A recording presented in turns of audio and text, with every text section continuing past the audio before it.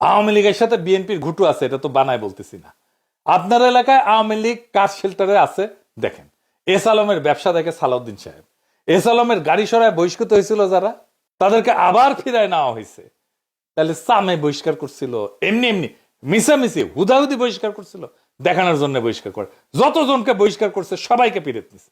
আপনি হিসাব করে দেখেন, বিএনপি বিএনপি দেখায় বহিষ্কার করছে, তার কিছুদিন পরে সামে আসতে কইরা তাদেরকে ফিরায় নেয় দলে, সব কয়টারে ফিরায় নিছে। দেখেন ওদেরকে আবার ফিরে নিছে, ওকে আবার নমিনেশনও দেওয়া হয়েছে।